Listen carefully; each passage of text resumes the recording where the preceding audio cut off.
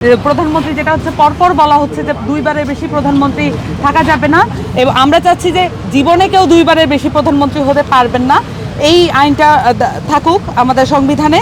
এবং একই সাথে আমরা দেখছি যে এখানে দলপ্রধান সংসদ নেতা একই ব্যক্তি হতে পারছেন। আমরা চাই যে দলপ্রধান এবং সংসদ নেতা আলাদা আলাদা ব্যক্তি হবেন।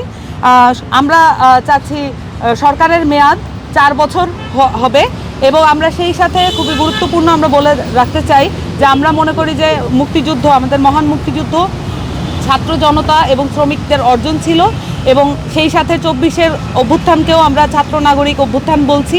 এবং একই সাথে সংবিধানে আমাদের যে প্রোক্লামেশন অফ ইন্ডিপেন্ডেন্স যেটা ছিল সেই প্রোক্লামেশনকে যুক্ত করতে হবে, এবং আমাদের যে 24-এর জন্য একটি নতুন প্রোক্লামেশন জারি করতে হবে, এবং 2টি প্রোক্লামেশনের সমন্বয়ে আমাদের প্রিএম্বল গঠিত হবে।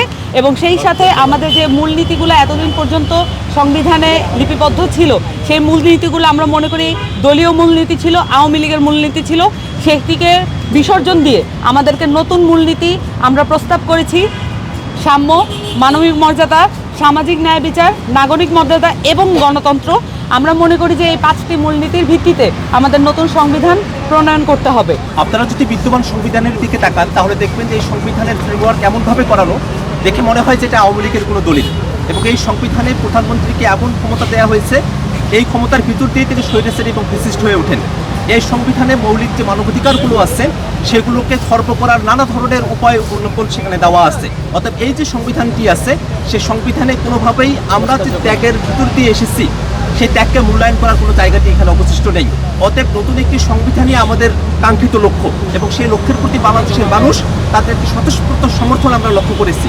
বাংলাদেশের বিচারপতি নিয়োগের ক্ষেত্রে সদিচ্ছা অর্থাৎ লিঙ্ক লবিংকে প্রাধান্য দেওয়া হয়, সেই জায়গা থেকে অবশ্যই বিচার বিভাগের মতো একটি জায়গাতে বিচারপতি নিয়োগের ক্ষেত্রে অবশ্যই যেন আইন প্রণয়ন করতে হবে, এই ধরনের একটি বিধান যেন সেখানে রাখা হয়।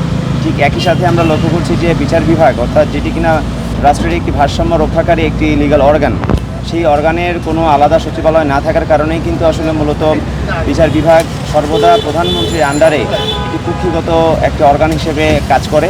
সেই জায়গা থেকে আমরা প্রস্তাবনার জায়গাটি আমরা বলেছি যে বিচার বিভাগের জন্য যেন আলাদা সচিবালয় করা হয়। ঠিক একই সাথে সুপ্রিম জুডিশিয়াল কাউন্সিল গঠনের যেই একটি বিধান সেটি যেন অবশ্যই সেখানে রাখা হয়, যেন বাংলাদেশের কোনো যারা বিচারপতি থাকবেন তাদের ক্ষেত্রে যেন ব্যবস্থা নেওয়া, এবং তারা যেন কোনোভাবেই বিচার বিভাগকে কোনো দলীয়করণ বা কোনো দলের হয়ে যেন তারা কাজ করতে না পারে, তথা রাষ্ট্রের হয়ে যেন তারা কাজ করতে বাধ্য থাকে, সে ব্যাপারে যেন অবশ্যই সুপ্রিম জুডিশিয়াল কাউন্সিলের ব্যবস্থা করা হয়। তথাপি আমরা বলেছি যে অবশ্যই বিচার বিভাগের যে স্বাধীনতা এবং প্রত্যেকটি লিগ্যাল অর্গানের যেন একটি স্বকীয় এবং স্বতন্ত্রতা বজায় রেখে তারা সুন্দরভাবে সমন্বয় করতে পারে,